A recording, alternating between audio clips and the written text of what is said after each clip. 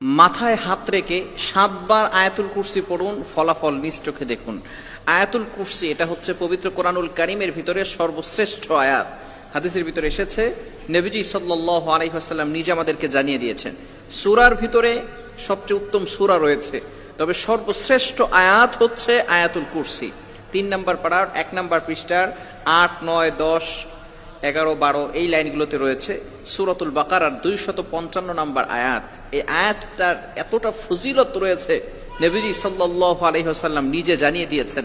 হাদিসের ভিতরে এসেছে, যদি কোনো ব্যক্তি 5 ওয়াক্ত সালাতের পরে আয়াতুল কুরসি তেলাওয়াত করে, তাহলে এই ব্যক্তি যদি মারা যায়, মৃত্যুবরণ করার সাথে সাথে আল্লাহ তাআলা তার জন্য জান্নাতের ব্যবস্থা করে দিবেন। বলেন সুবহানাল্লাহ। কেন ইমাজিন দ্যাট? আপনি কল্পনা করতে পারছেন?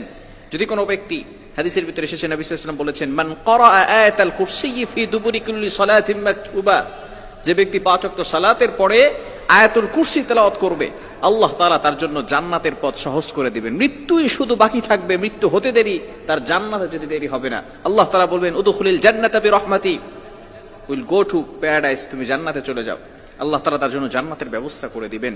এই আয়াতুল কুরসির অনেক ফজিলত রয়েছে, এবং আয়াতুল কুরসি যদি কোনো ব্যক্তি মাথায় হাত রেখে 7 বার পড়ে, তাহলে আল্লাহ পাক রব্বুল আলামিন কি ফলাফল দিবেন।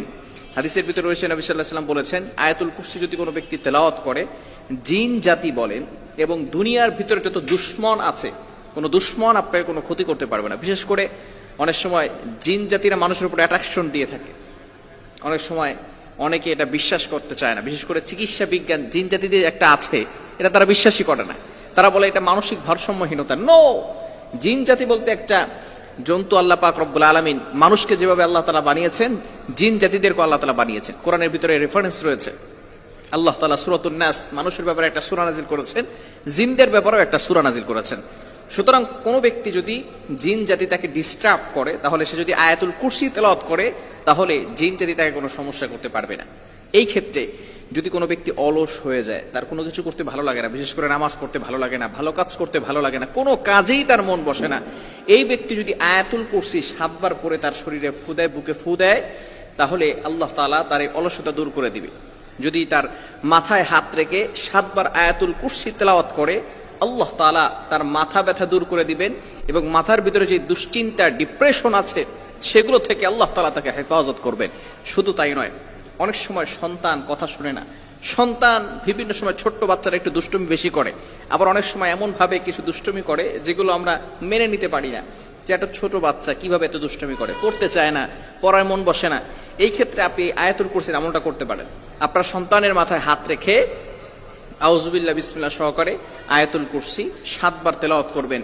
আল্লাহ তাআলা এই সন্তানের ভিতরে যত সমস্যা রয়েছে, সমস্যা দূর করে দিবেন।